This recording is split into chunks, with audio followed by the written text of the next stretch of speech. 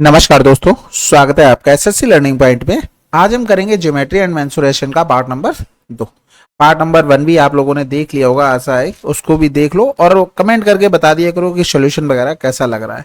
और काफी लोग बोल रहे थे एमटीएस में काफी अच्छे क्वेश्चन मेंसुरेशन के पूछे गए तो उसको ऐड कर लेना। भाई जब एमटीएस के बेस्ट क्वेश्चन करवाए थे तो उसमें भी थे वो, अब जब इसमें चैप्टर वाइज कर रहे हैं तब भी होंगे वो, तो आप परेशान ना हो, सब कुछ मिलेगा। ठीक है, चलो भाई, पहला सवाल है, कह रहा था डब्ल्यू एक्स वाई जेड एक चतुर्भुज है जिसमें एक्स क्यू और जेड पी। पहला सवाल है, कह रहा डब्ल्यू एक्स वाई जेड एक चतुर्भुज है जिसमें एक्स क्यू और जेड पी डब्ल्यू बाई के लंबवत है, जैसे कि X P equal to Z P विकर्ण जेड एक्स और डब्ल्यू बाई बिंदु ओ पर एक दूसरे को काटते हैं। ओ एक्स बराबर इतना है तो जेड एक्स का मान बताना है। तो सबसे पहले तो डब्ल्यू एक्स ये रहा हमारे पास, डब्ल्यू एक्स वाई और ये हो गया जेड। कह रहा एक्स क्यू और जेड पी डब्ल्यू बाई के लंबवत है, डब्ल्यू बाई के लंबवत। ठीक है, ये हो गया हमारे पास एक्स क्यू और ये हो गया हमारे पास जेड पी। तो फिर एक्स क्यू और बराबर बोल दिया था जेड पी के, विकर्ण जेड एक्स, विकर्ण जेड और एक्स, ये कौन सी बात हुई, विकर्ण जेड एक्स। ठीक है, और वाई डब्ल्यू वाई बिंदु ओ पर एक दूसरे को काटते हैं। ठीक है, यदि ओ एक्स बराबर 12 है। अब एक चीज देखो, यहां पर हम सारी चीजें ये हटा देते हैं, हमें कंडीशन से ही फॉलो करवानी है, हम करवा लेते हैं भाई। हमने यहां पर क्या किया, हमने ये पूरी लाइन एक ड्रॉ कर दी इस तरीके से। अब वो कह रहा था जेड पी यहां पर आ गया, एक्स क्यू वो भी यहीं पर है, बिल्कुल एक ही जगह पे। कह रहा था एक्स क्यू यानी कि एक्स क्यू ये बराबर हो गया किसके, जेड पी के। फिर कह रहा था विकर्ण जेड एक्स, यानी कि यहां पर अगर देखें जेड एक्स ये पूरा था जो हमने ड्रॉ किया, डब्ल्यू वाई को बिंदु ओ पर प्रतिच्छेद करता है, यानी कि ये ओ पॉइंट भी हो गया। ओ एक्स बराबर में 12 दे दिया था, यानी कि ओ एक्स यानी कि ये हमको 12 दे दिया था, तो जेड एक्स का मान क्या होगा भाई। एक चीज देखो, जब क्वेश्चन में दोनों बराबर दिए हैं तो ये भी तो 12 ही होगा, फिर बचाई क्या है 24 आंसर। अपनी तरफ से चीजें शिफ्ट कर लो, क्वेश्चन में कोई फर्क नहीं पड़ना चाहिए, आप कुछ भी कर सकते। समझ में आ गई होगी बात। अगला सवाल करते हैं भाई।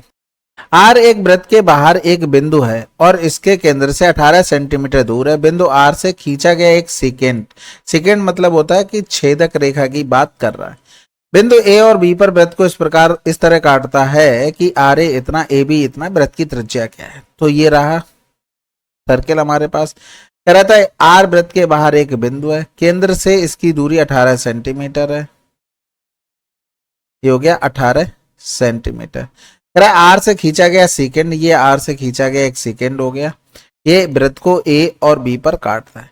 अब उसने जो जो वैल्यू दी है वो हम यहाँ पर पुट करते हैं। आर ए बराबर में हमें 7 दे दिया था, ए बी बराबर में हमें 5 दे दिया था, वृत्त की त्रिज्या हमें निकालनी थी। एक चीज बताओ, ये रेडियस हो गई, यहां से यहां तक ये रेडियस हो गई, यानी कि ये वाली अगर लाइन देखोगे तो ये कितना हो गया, 18 माइनस का आर हो गया।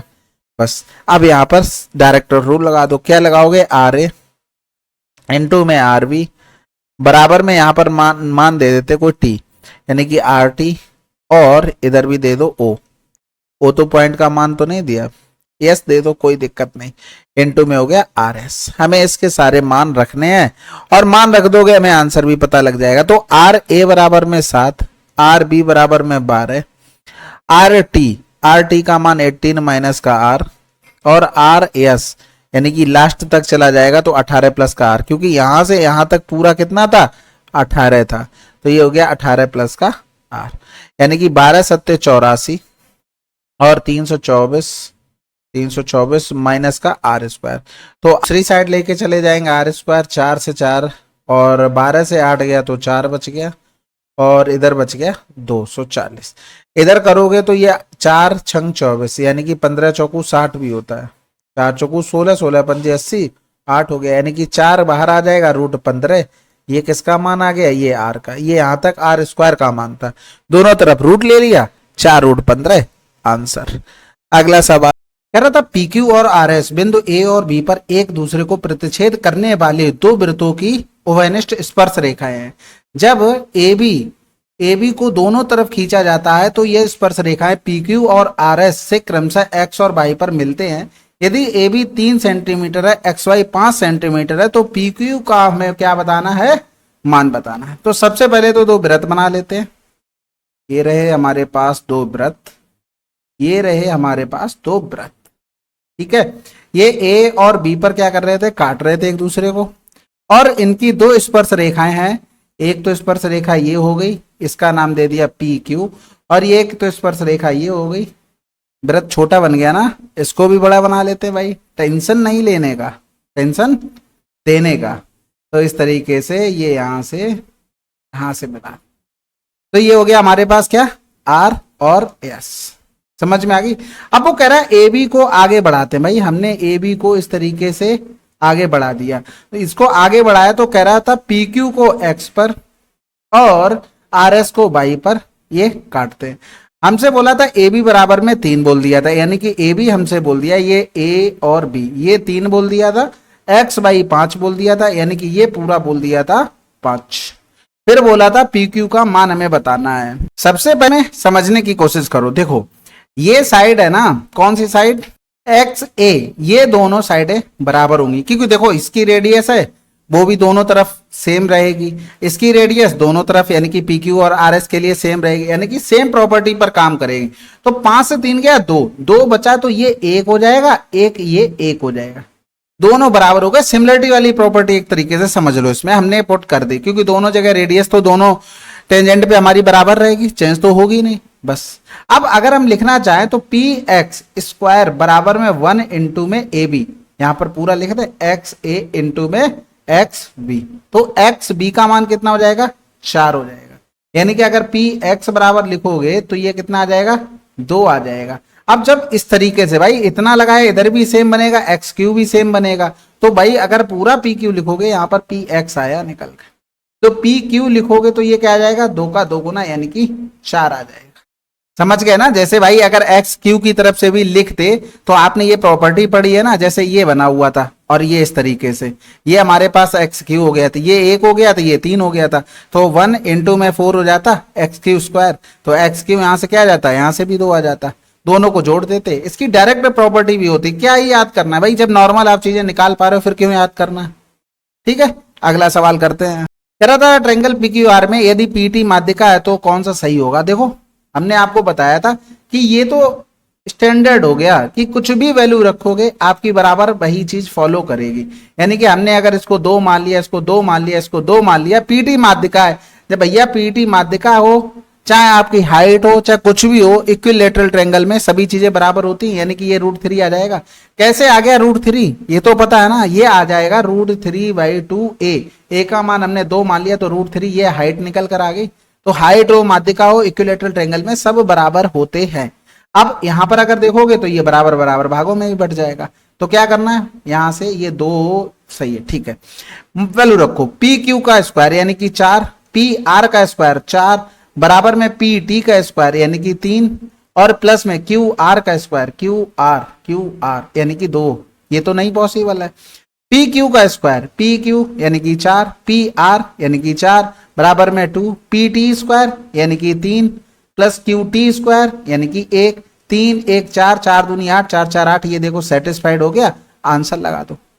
इसके अलावा बाकी बचे हुए भी चेक कर लो, कोई दिक्कत नहीं है। यहाँ पर 4 हो गया, यहाँ पर 4 हो गया, पीटी स्क्वायर देखो सेम चीज लिखी है, और यहाँ 2 का मल्टी होने पर बराबर हो रहा था, मल्टीप्लाई होने पर इसमें तो नहीं हो रहा ना। सेम चीज देखो इधर भी लिखी हुई है, यहाँ पर और डिफरेंस करके कर रहे बराबर, तब भी पॉसिबल नहीं है। तो ऑब्जर्व करना था, जब एक मिल गया सेम नंबर लिखे PT Q R P Q P R, तो फिर आगे चेक करने की जरूरत नहीं है। कह रहा था एक पतंग ABCD में लंबा विकर्ण BD, तो भैया लंबा विकर्ण BD, तो सबसे लंबा विकर्ण पतंग में, पतंग उड़ाई है ना, बहुत उड़ाई, एक बार तो गिर भी गया था मैं तो छत से। तो ये ABCD ये सबसे लंबा यहाँ पर विकर्ण हो गया। इसमें पता है ना, ये दोनों ये एंगल बराबर हो जाते हैं, इसमें कॉन्ग्रुएंट वाली प्रॉपर्टी लग जाती है। ABD 54 बोल दिया था, ABD 54, तो इधर भी ये 54 होगा, और ADB 50, ADB 50, ये 50 तो ये भी 50 होगा। हमसे पूछा गया DCB, डी कहाँ चला गया, डी सी बी, ये बताओ। ये 180 माइनस का 54 प्लस का 50, यानी कि 180 माइनस का 104 हो गया, 10 से 4 गया तो 6 हो गया, 7 बचा यानी कि 76। इसमें कॉन्ग्रेंट वाली प्रॉपर्टी लग जाती है और कुछ नहीं होता अगर काइट के बारे में पढ़े होगे तो। अगला सवाल कह रहा 7 इकाई तथा 7/2 इकाई त्रिज्या वाले दो वृत्तों के लिए जिनके केंद्र एक दूसरे से 15 इकाई की दूरी पर है, इकाइयों में सीधी उभयनिष्ठ स्पर्श रेखा की लंबाई क्या है। तो सबसे पहले तो देखो आपको पता है दोनों का डिफरेंस का फार्मूला ये होता है डी स्क्वायर माइनस में R1 माइनस R2 का होल स्क्वायर। ये डायरेक्ट कॉमन टेंजेंट का हो गया, तो इसमें जब वैल्यू रखेंगे तो ये हो गया डी स्क्वायर यानी कि 15 के स्क्वायर, ये हो गया हमारे पास 7/2 का होल स्क्वायर, यानी कि ये हो जाएगा हमारे पास 7/2। तो 15 के स्क्वायर माइनस में 7/2 का होल स्क्वायर हो गया। जब इसको हम सॉल्व करेंगे तो आपको पता है कि ए स्क्वायर माइनस बी स्क्वायर का फार्मूला, तो उसी को हम इसमें लगा देंगे भाई। फार्मूला जब लगाएंगे तो ये एक बार 15 प्लस का 7/2, एक बार हो गया 15 माइनस का 7/2, तो 15 दूनी 30, 37/2, 15 दूनी 30 और 7 चला गया तो 23/2 आ गया, वो भी किस में है, ये रूट में है।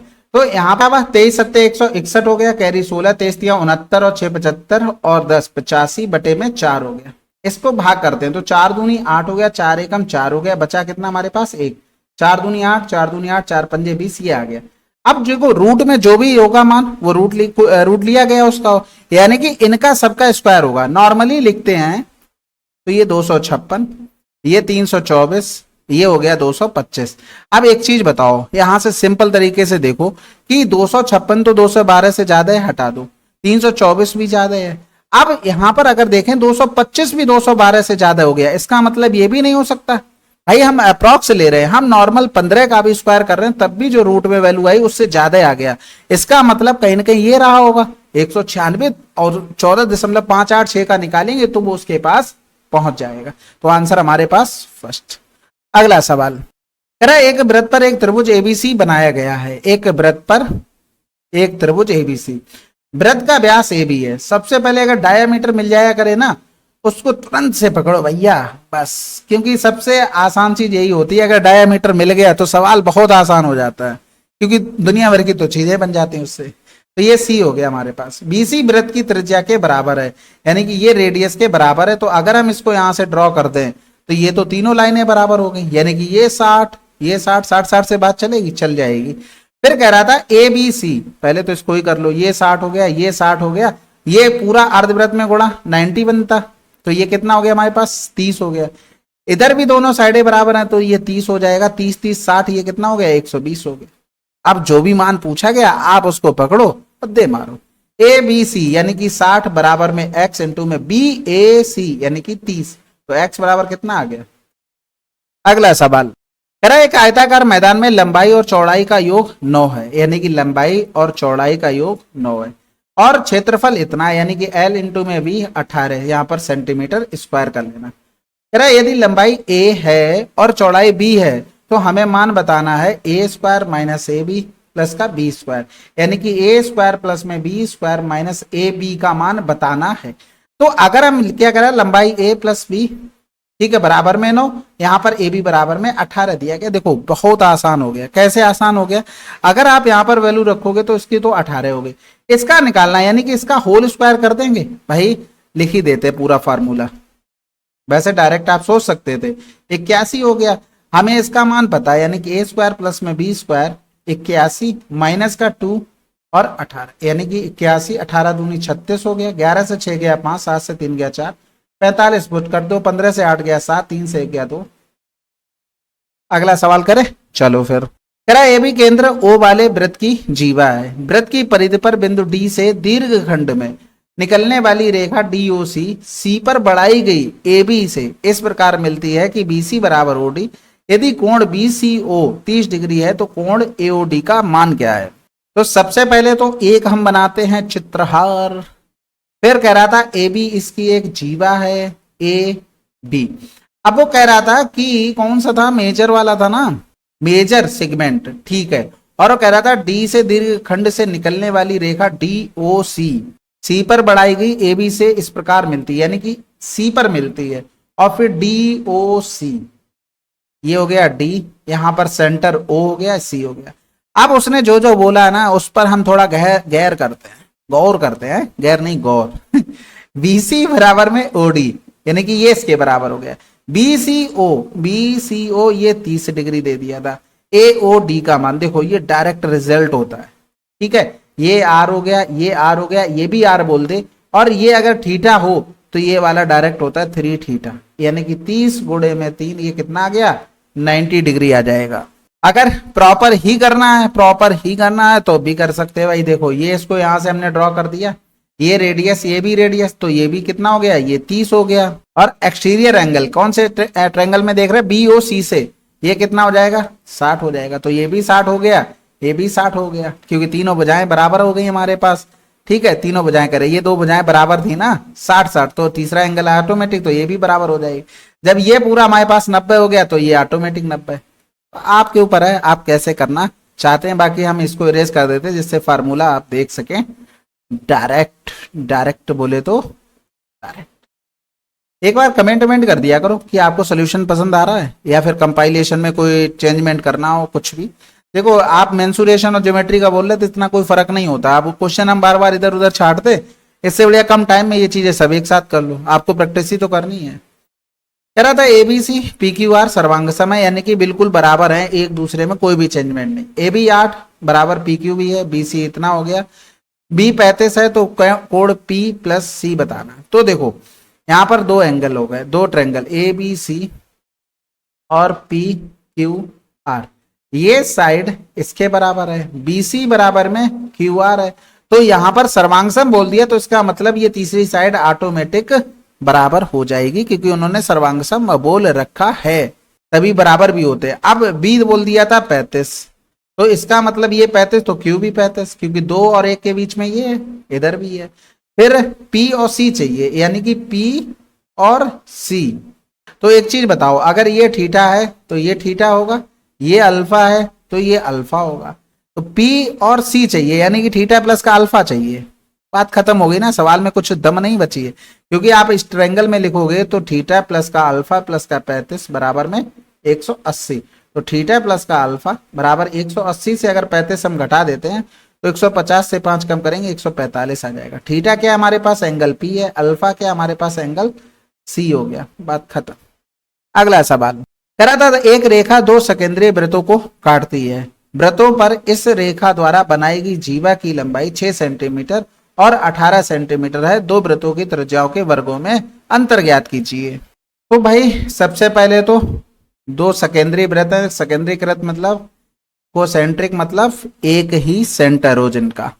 अब यहाँ पर एक रेखा इस तरीके से खींचेगी, उसने ये बोल दिया ये यहां से लेके यहां तक 6 है और ये पूरा यहां से लेके यहां तक 18 है।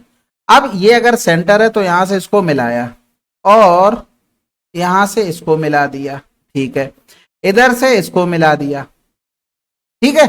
अब अगर हम यहाँ पर थोड़ा बहुत चेंजमेंट करना चाहते हैं तो ये 18, तो आप देखोगे यहां से यहां तक ये कितना हो गया 9 हो गया, ये कितना हो गया 3 हो गया। इसको अगर x मान लेते हैं और इसको कैपिटल आर, इसको स्मॉल आर, तो इस वाले ट्रायंगल में अगर हम ट्रिपलेट लगाएं तो 9 स्क्वायर प्लस का x स्क्वायर बराबर में आर स्क्वायर, और इस वाले में अगर ट्रिपलेट लगाते हैं तो 3 का स्क्वायर प्लस में x स्क्वायर बराबर में आर स्क्वायर, तो x स्क्वायर बराबर में आर स्क्वायर माइनस 3 स्क्वायर, और इसमें अगर x स्क्वायर लिखते हैं तो आर स्क्वायर माइनस 9 स्क्वायर। दोनों को हम क्या करते हैं बराबर कर देते हैं, यानी कि आर स्क्वायर माइनस 9 स्क्वायर 3 का स्क्वायर, और हमें चाहिए तो दोनों का डिफरेंस ही, यानी कि 9 स्क्वायर माइनस 3 स्क्वायर, 9 3 12, 9 से 3 गया तो 6, 12 6 72 आंसर। अगला सवाल, दो वृत्तों के केंद्र एक दूसरे से इतने सेंटीमीटर की दूरी पर हैं, इन दो वृत्तों की त्रिज्याएं 15 और 9 सेंटीमीटर है, तो इन दो वृत्तों की एक सीधी उभयनिष्ठ स्पर्श रेखा और एक अनुप्रस्थ उभयनिष्ठ स्पर्श रेखा की लंबाई का योग क्या होगा। तो सबसे पहले तो देखो, अगर हम डायरेक्ट कॉमन टेंजेंट की बात करें तो डी स्क्वायर माइनस में r1 माइनस r2 का होल स्क्वायर, अगर हम ट्रांसवर्स, भाई इसको x1 इसको x2, ये हो गई हमारे पास ट्रांसवर्स, ये हो गई हमारे पास डायरेक्ट, इसको अगर लिखेंगे तो ये D square minus r1 plus r2 का होल स्क्वायर हो गया। इन दोनों का हमें क्या चाहिए, सम चाहिए, तो वैल्यू रखते हैं भाई 36 का स्क्वायर माइनस में 15 से 9 चला गया, 15 और 9 24 हो गया, ये एक प्लस करने पर, और अगर हम माइनस करेंगे दोनों को तो 7 आ गया, नहीं सॉरी हाँ 6 आ जाएगा। तो इधर हमने किया 6 का स्क्वायर, ठीक है। 36 और 6 42, 36 से 6 गया तो 30 आ गया। तो इधर करेंगे तो 6 सत्ते 42, 6 सत्ते 42 और 6 पंजे 30 हो गया, यानी कि 6 रूट में 35 आ गया।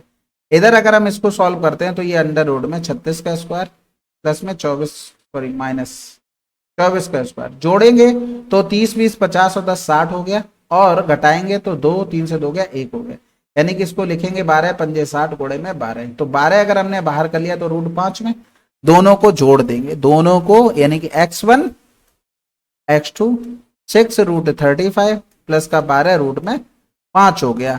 अब हमें एक चीज तो पता है, रूट 5 हम कॉमन ले सकते हैं, रूट 5 लेंगे यानी कि 6 आ गया, रूट 5 अगर हमने कॉमन ले लिया तो 7 पंजे 35, इधर बचा रूट 7, 12 चला गया तो 2 बचा, 5 तो बाहर चला ही गया, यही हमारे पास आंसर।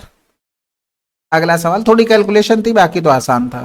कह रहा है यदि एक समद्विबाहु त्रिभुज की दो भुजाओं की लंबाई इतनी इतनी है, तीसरी भुजा की लंबाई बताइए। देखो आपको पता है अगर 3 भुजाएं दी हों तो त्रिभुज में 2 भुजाओं का सम तीसरी से बड़ा और डिफरेंस तीसरी से छोटा होता है।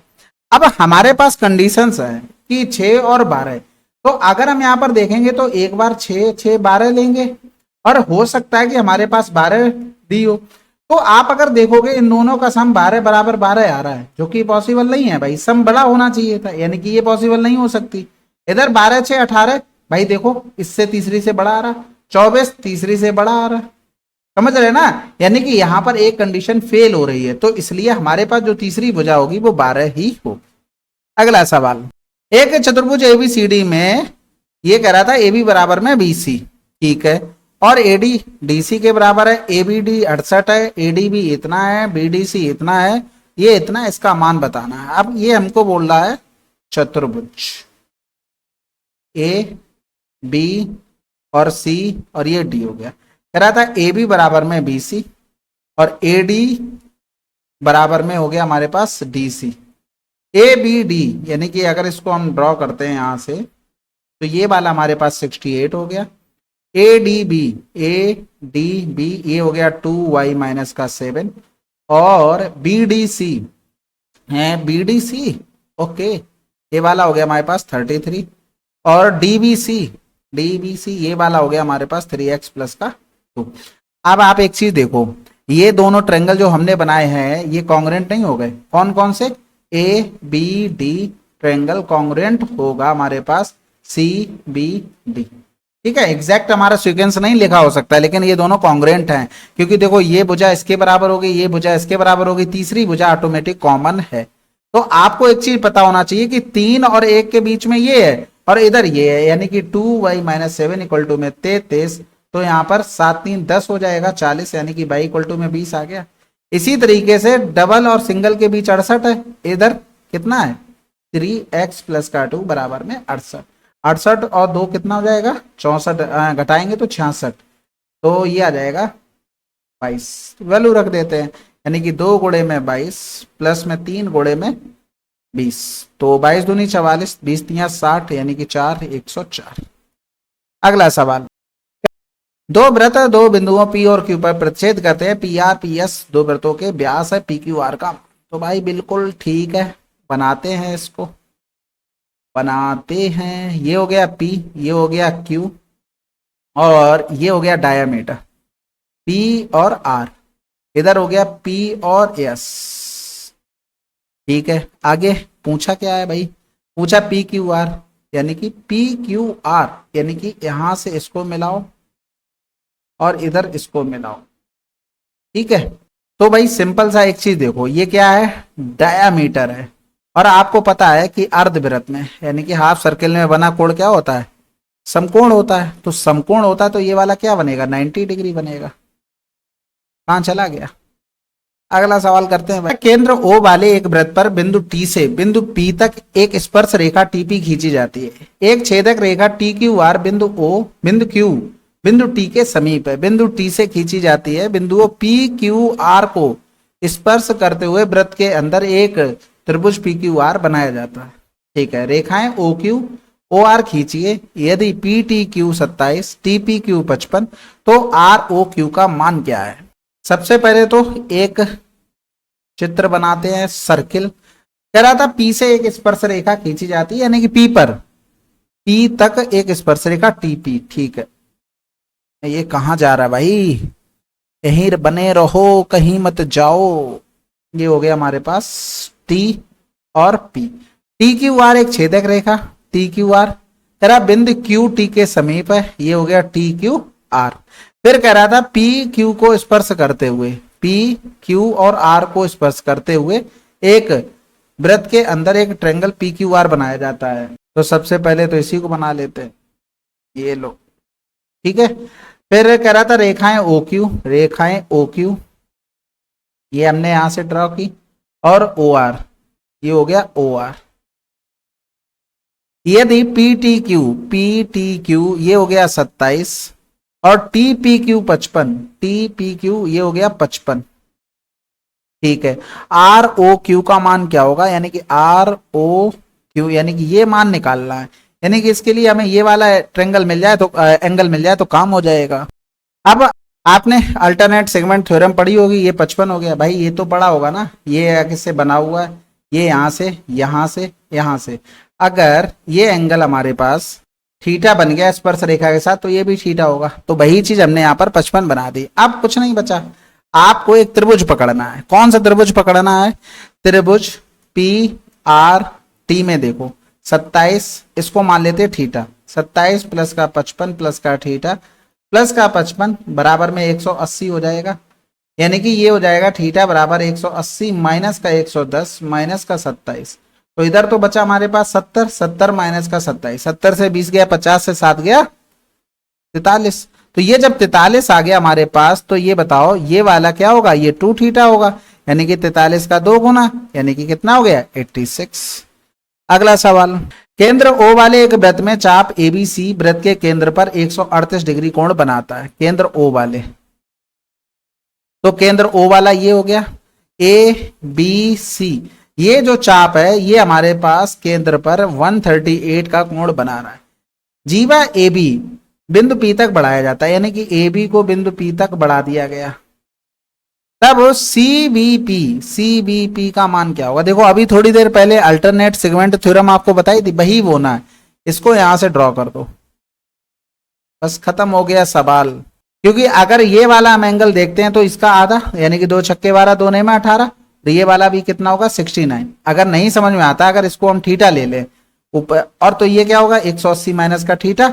जब ये वाला निकालेंगे तो 180 माइनस का 180 माइनस का थीटा, तो ये कैंसिल आउट हो जाएगा, 180 माइनस 180 और प्लस में थीटा, तो क्या बचेगा थीटा। तो भाई हमने डायरेक्ट लिख दिया। अगला सवाल, एक छेदक रेखा PAB बाह्य बिंदु P से केंद्र O वाले वृत्त पर खींची गई है, जो इसे A और B पर काटती है। यदि OP 17 है, PA 17 है, PA 12 है, PB इतना, तो वृत्त की त्रिज्या क्या है। तो सबसे पहले तो एक वृत्त बन गया। फिर कह रहा था PAB बिंदु P से केंद्र O वाले वृत्त पर खींची गई है, P A और ये हो गया B, AB पर काटती है। OP बोल दिया था 17, यानी कि ये O हो गया OP, ये O और P ये बोल दिया 17, PA 12 बोल दिया था, PA ये 12 बोल दिया था, PB यानी कि ये 22.5। तो वृत्त की त्रिज्या क्या है, देखो इसको अगर हम यहां से ड्रॉ कर दें तो ये कितना हो जाएगा R, ये R हो जाएगा। तो यहां से लेकर यहां तक अगर इसको देखेंगे तो ये 17 माइनस का R हो जाएगा, क्योंकि जो 17 था वो यहां से लेकर यहां तक था। अब आपको यहां पर अगर मान दे दें ये T, तो आपको पता है कि PT इंटू में यहां पर S दे दो, PS बराबर में PA इंटू में PB हो जाएगा। तो PT का मान हमारे पास 17 माइनस का R, PS का 17 प्लस का R और PA 12 और ये 22.5। तो 289 माइनस का R स्क्वायर बराबर में 12 पंजे 60, हासिल लगा 6, 12 दूनी 24 6 30, 12 दूनी 24 और 3 27। तो R स्क्वायर बराबर में 9, 8 से 7 गया 1 हो गया, यानी कि ये 19 आया और रूट में ही मान दिया गया था। अगला सवाल कह रहा था एक वृत्त ABCD एक चक्रीय चतुर्भुज है जिसमें AE को CD के समानांतर खींचा गया है और BA को F तक बढ़ाया गया है। यदि ABC 85 डिग्री है और एफ ए 24 है, तो बी सी डी का मान तो बना। सबसे पहले या तो चित्र बना लेते हैं, यानी कि क्वाड्रिलेटरल बोला ना, तो ठीक है, यहाँ से इसको ले लिया, ये ले लिया हमने, और ये ले लिया हमने, और ये बन गया हमारे पास सी डी, और ए बी सी, और ये हो गया हमारे पास डी हो गया। अब उसने बोला है कि बी ए को एफ तक बढ़ाया जाता, तो सबसे पहले बी ए को ही बढ़ा दिया, फिर कह रहा है ए ई पैरेलल सी डी है, यानी कि ए ई पैरेलल, हल्का सा टिल्ट कर देंगे क्योंकि सी डी भी नीचे तरीके से जा रहा, कहीं मिलना नहीं चाहिए, ठीक है। तो अगर हमने देखा तो क्या क्या दिया, ए बी सी 85, यानी कि ये 85 दे दिया था, और एफ ए 24 दे दिया था, ये 24 दे दिया। बी सी डी का मान बताना, यानी कि ये हमें बताना है। तो ये दोनों लाइनें, तो ये देखो पैरेलल लाइनें हो गई, तो अगर इसको खींचेंगे तो ये वाला एंगल अगर थीटा है तो ये एंगल क्या होगा, थीटा होगा।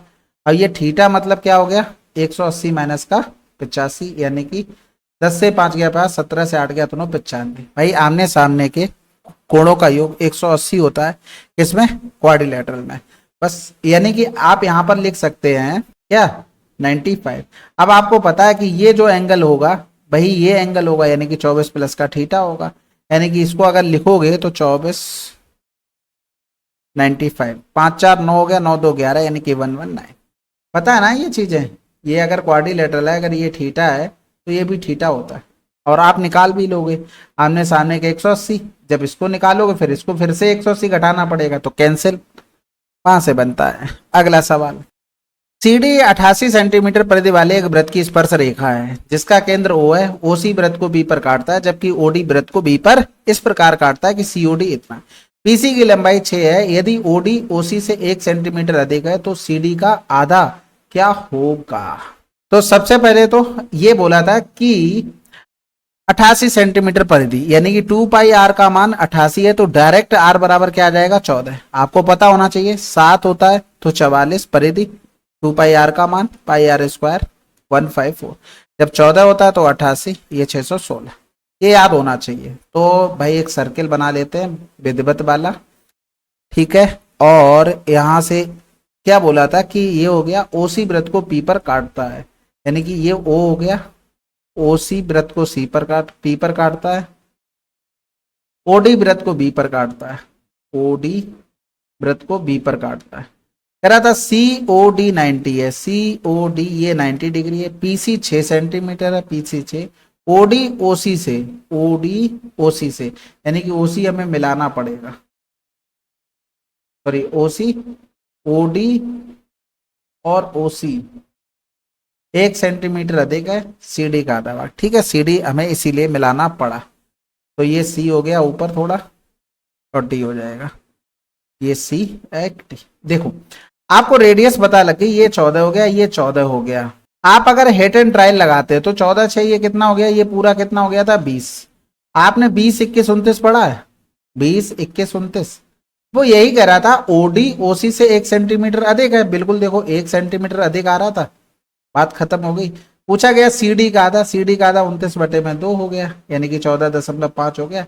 अदर ये तो समझ गए ना डायरेक्ट सोच कैसे लिया। भाई देखो 14 6 20 हो रहा है, और इधर अगर हम 7 रख देते क्योंकि एक एक्स्ट्रा करना था 21 हो जाता, 29 आ जाता, ठीक है।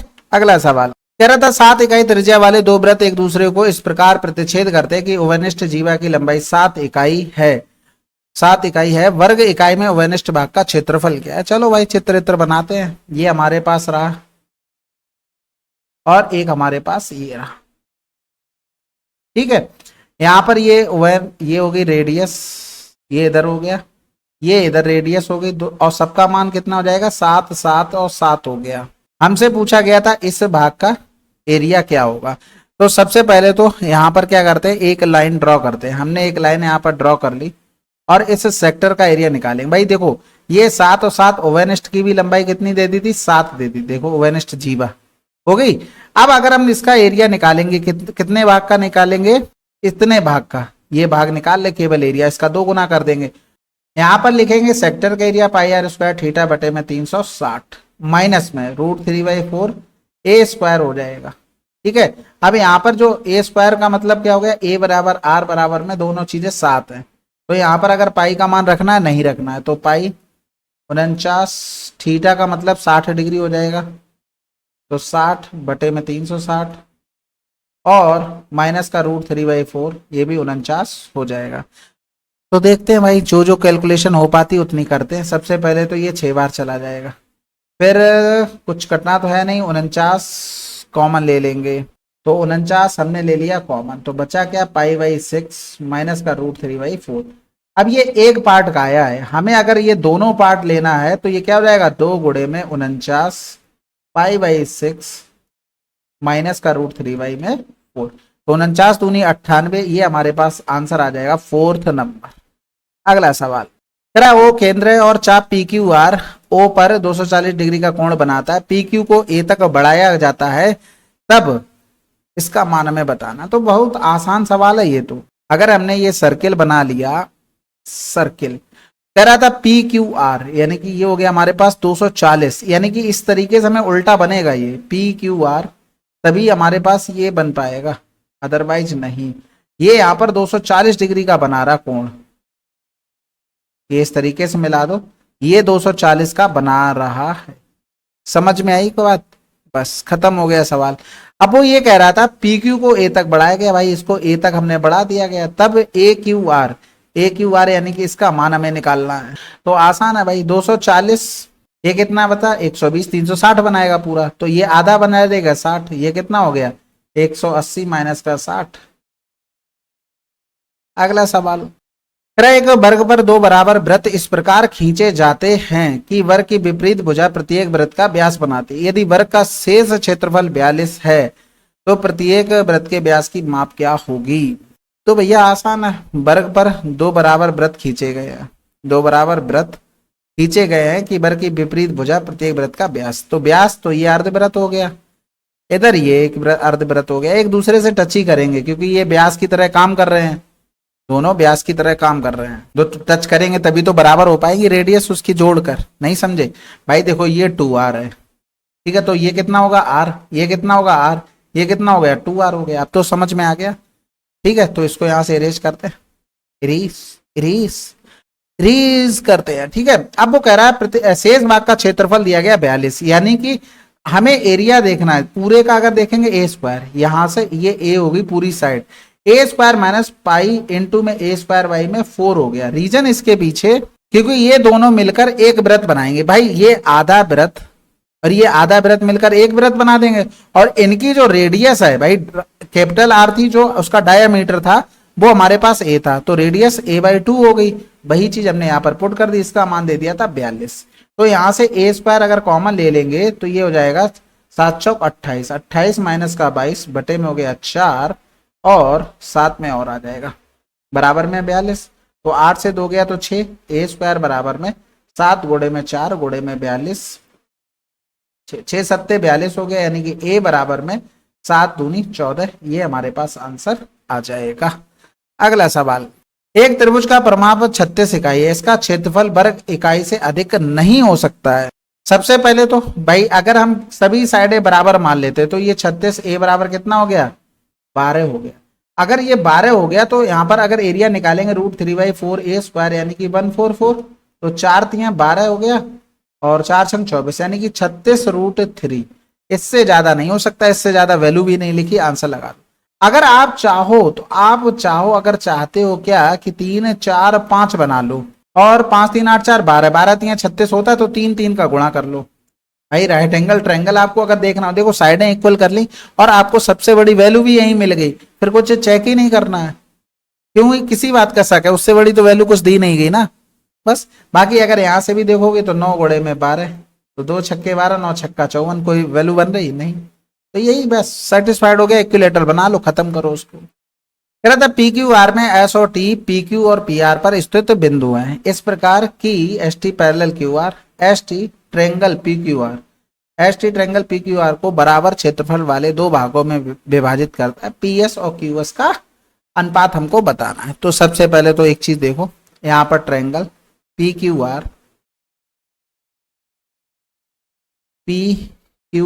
आर, अब इसी तरीके से क्यों बनाया, क्योंकि क्यू आर पैरेलल है एस टी के, इसलिए ये पैरेलल हो गई लाइन।